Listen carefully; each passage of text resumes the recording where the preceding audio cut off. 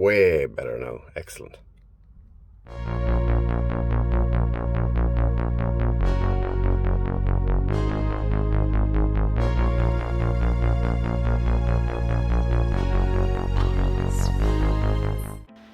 Right folks, good to be back, and look what I got. I got the plate. Now in all fairness I actually got this plate about a month ago, and life is just kind of got in the way and stuff. I'm working away on it. So I think we're ready to get back cracking at this. It's the old plate here. So what I'm going to do first now is going to get this, which as you can see is locked back into position again with a couple of clamps. Confirmed it with a couple of, let's see, where am I? The hole locations. And essentially what I'm going to do now is I'm going to take a measurement of here and here and make sure that the new plate kind of matches up with that, because I won't have anything to line it up with otherwise. So we're going to take a few measurements there first, and after that then we'll replicate the other plate into its position and see how it lines up. Right guys, I've put the plate back into its original location. I've clamped it left and right. It is kind of tight to the two corners here, and at the back we can see that this area is very humpy. You can see it's kind of high here, it's low here, and then to add to that then this part back here, which I feel is straight, is something I've done on, so I can't guarantee that it's in the exact location that it should be in. So also the front of this is all deformed as well. So there's not many points I can actually trust to take a measurement off this, except for one corner, which is here. This seems to be nice and clean. So all I need to do is basically get this plate in correct both sides this side. Because that side is deformed, I'm not going to use that as a measurement. I'm just going to use what's on over here. There's something like 35, maybe 45 mil. So we'll just measure the corner first and see how we get on. It is 42 millimeters. I bet you if I measure that side, it'll be something quite different because it's all deformed here. 38. Okay, so we know that's all kind of pushed into this plate. It's all just pressed. So I'm going to use the value of 42 there for both sides and see how it lines up.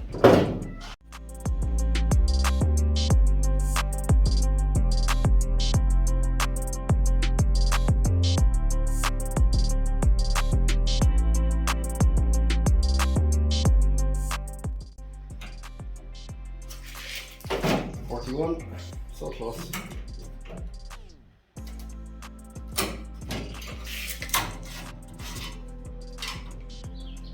42.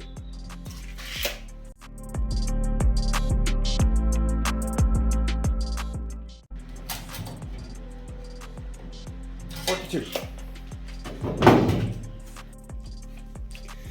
Okay, I've got this lined up and I've just marked in 3 holes where I know the two plates are touching each other. Likewise with here, I've got a few holes from underneath that I'm going to weld from the underside.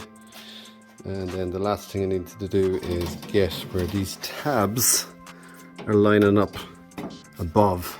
So to drill those holes, I've literally just etched out the line of where it'll be. I'll probably just drop in 2 holes here. Likewise there, 2 holes there. So I just noticed where they actually kind of lie on the edge of this. So maybe I just kind of squeeze it tight, and that might kind of make it kind of drop off to that area. I don't know if they're meant to be sitting up into it or not, but I'll just squeeze it all together and see how it works. So I'm going to drill the holes now, and that will be prepped for the plug welds, and then we'll have to get the weld through primer situation all fixed up here then. Hi folks, I've noticed on my trends there that only about 20% of you guys there that watch the videos are actually subscribed, so I'd really appreciate if you click that subscribe button and maybe click the little bell icon. Really appreciate it. Cheers. So I've gone ahead now and borne on all of these plug welds. These are the flat plate, these are for the tabs down here, and I've cleaned it all off so I can put on my weld through primer anywhere there's going to be a lot of heat. There's certain areas that won't need it. It's just in close to the plug weld itself.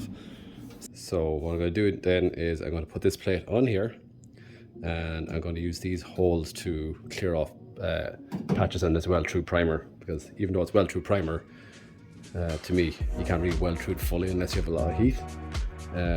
So what I do is I clean off the metal, but whatever is covered by the steel still has got the primer on it, so it stops corrosion from happening in there.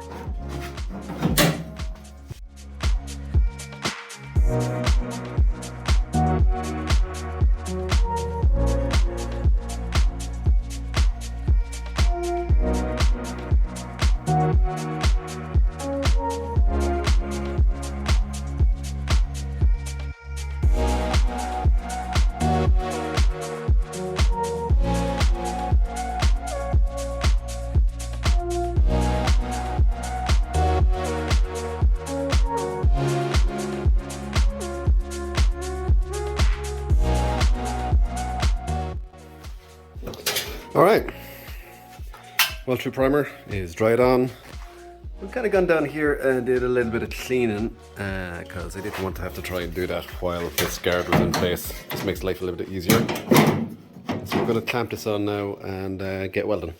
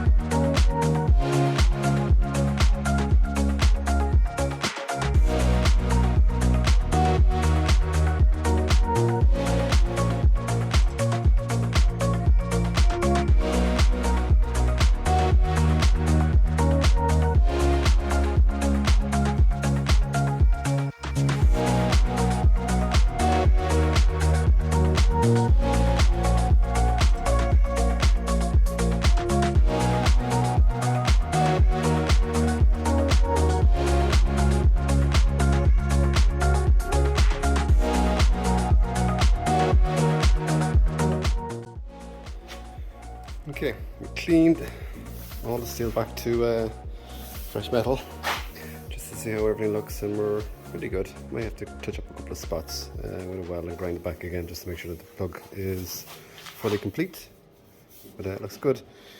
Now what I'm going to do is I'm going to disconnect this fella at the back here and just see how she lies. Hopefully it'll be solid enough, so we'll cut that now next.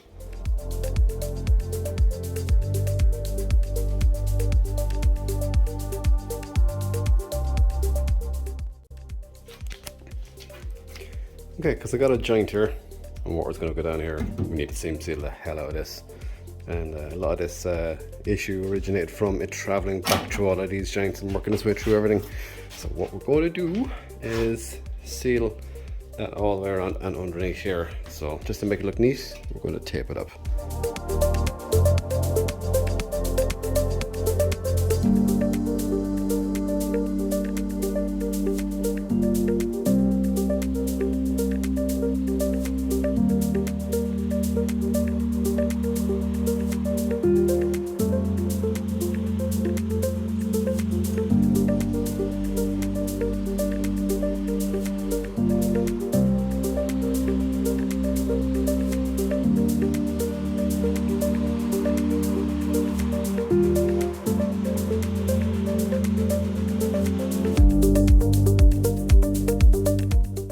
But this is the seam sealer, and you can see that there's kind of little pointy parts because I tore away the tape.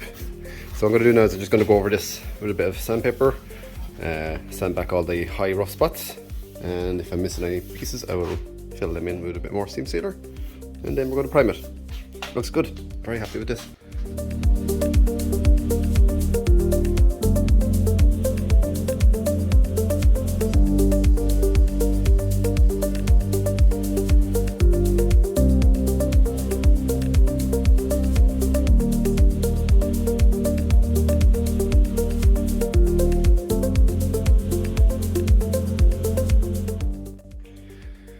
Now before I put on another coat on this, I'm probably going to kind of look at where the seam sealer finishes and the, the metal begins.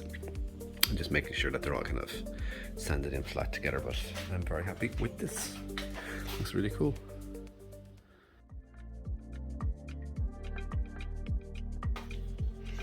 Right guys, a few weeks have passed and I finally got back to working on this. So I've just started by getting into this area and giving it all a clean back.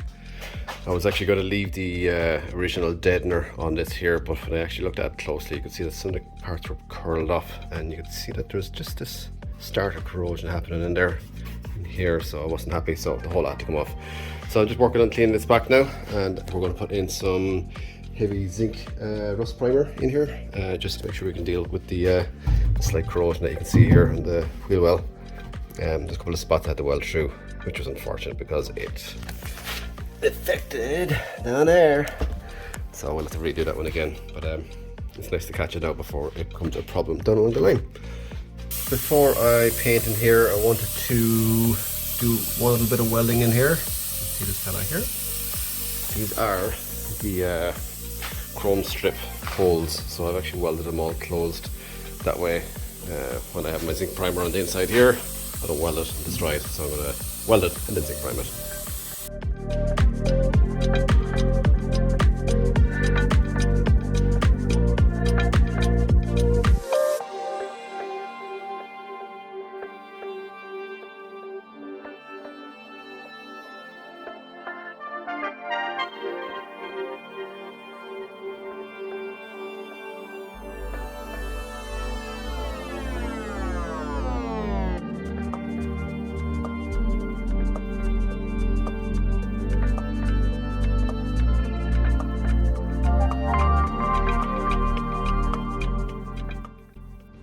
Hi folks, that's it for now. As you can see, I have some black paint put on in there now and I have it all covered over because I'm going to start tackling some bodywork. I've also some parts to put on the bottom, the suspension, diffs, cross members and the whole shebang. They're going to be all cleaned up and painted and put back on now next week. And I also have a little announcement of a change in the project. I'll talk about that a little bit more next week. Guys, as always, any subscribes you can throw my way, greatly appreciated. Talk to you guys soon. Take care, bye bye.